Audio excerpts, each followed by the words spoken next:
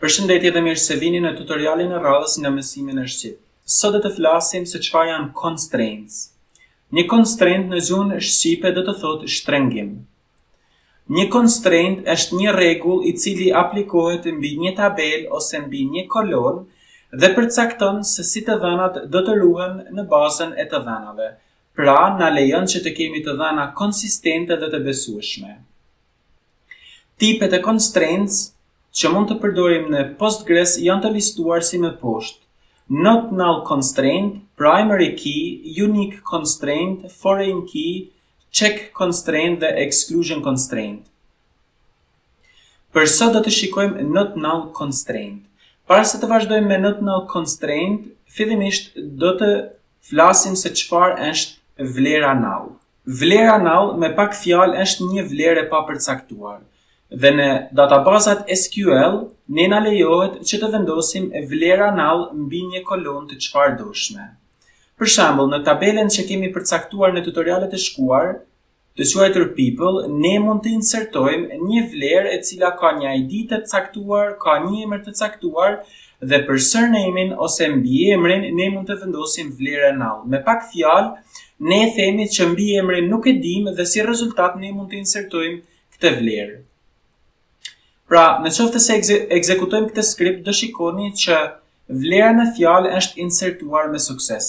Le të hapim dhe një skript të ri. Madje ta kalojmë në dritaren djathtas dhe të bëjmë një select mbi këtë tabel. Të ekzekutojmë këtë skript dhe do shikoni që në tabel pra kemi vlerën me emrin Martin, ndërsa surname është null. Pra, është vlerë e papërcaktuar. Mirë po, në jetën reale kjo nuk është një gjë e mirë sepse çdo person ka një mbiemër. Dhe si rezultat ne nuk duam që të lejojmë një person që të insertojë një vlerë ose një rekord në këtë tabel pa një mbiemër. Me pak fjalë ne duam ta shtrëngojmë ose ta detyrojmë atë person që gjithmonë ta përcaktojë një vlerë për kolonën surname. Nëse personi nuk e përcakton vlerën për kolonën surname, atëherë duhet të ndodhi një gabim ose ndryshe një error. Dhe si mund ta bëjmë një gjë të tillë? Për ta bërë një gjë të tillë, ne mund të punojmë direkt mbi tabelen aktuale, por për momentin për thjeshtësi dua ta fshij komplet tabelen dhe ta rikrijoj nga fillimi.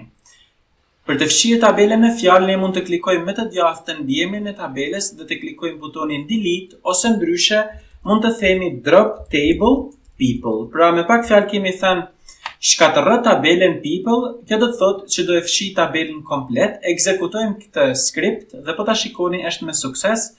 Nëse tashmë klikojmë mbi tables dhe klikojmë butonin refresh, do shikoni që nuk kemi asnjë tabel.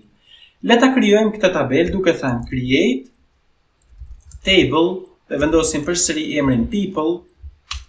Dhe këtu tashmë ne duam të përcaktojmë se çfarë kolonash do të ketë kjo tabel dhe vendosim ID integer, presje vendosim name varchar 100 karaktere, presje vendosim surname varchar 100 karaktere, pra të kemi të njëjtin format si herën e parë. Tashmë që kemi strukturën themelore të kësaj tabele, duam të shtojmë disa gjëra ekstra tek kolonat përkatëse name dhe surname në mënyrë që mos të lejojmë që të insertohen vlera null. Dhe për ta bërë një gjë të tillë, pasi kemi përcaktuar tipin e të dhënës, vendosim not null.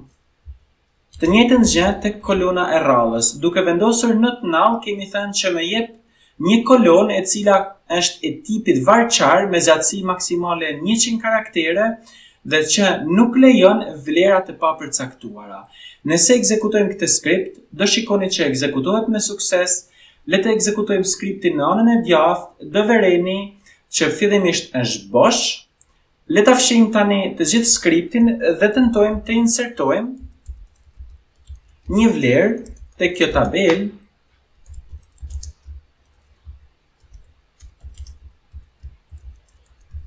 E cila ka një emër, por tek mbiemri ka vlerën null. Në qoftë se ekzekutojmë tashmë këtë skript, do shikoni që ne na jepet një error duke na thënë që vlera surname nuk mund të jetë null. Pra, siç mund ta shikoni, ky constraint që kemi ndërtuar ne nuk na lejon që të insertojmë vlera null në kolonën që kemi përcaktuar si not null kolon ose ndryshe kolon pa vlera të papërcaktuara. Të njëjtën gjë nëse provojmë të insertojmë një vlerë null në vend të emrit. Pra nëse ekzekutojmë këtë skript, përsëri do shikoni të njëjtin error, madje edhe nëse tentojmë të vendosim një vlerë të çfarëdoshme për mbiemrin, tentojmë të insertojmë këtë vlerë, do shikoni që përsëri kemi të njëjtin error i cili na thotë nuk mund të vendosni null value tek kolona name. Le të vendosim një emër të çfarëdoshëm i cili është valid, pra nuk përmban vlera null. Ekzekutojmë këtë skript, tashmë do shikoni që ekzekutimi i këtij skripti ecën me sukses dhe një rekord është insertuar në tabelë. Nëse ekzekutojmë select statement ose skriptin për të marrë elementet nga kjo tabelë, do shikoni që tashmë vlerën e kemi në tabelë. Pra çfarë ka bërë ky constraint në fund të fundit? Ne nuk na lejon që të vendosim vlera null në asnjërin nga kolonat name dhe surname dhe kjo na siguron që të dhënat janë të besueshme dhe konsistente. Pra me pak fjalë na siguron që çdo rekord në databazë ka një emër dhe një mbiemër të mirë përcaktuar. Ky është constrainti not null constraint. Në tutorialin e radhës do vazhdojmë me një constraint tjetër. Kjo është e gjitha çfarë kemi përgatitur në këtë tutorial. Bashkë mirupafshim në tutorialin e radhës.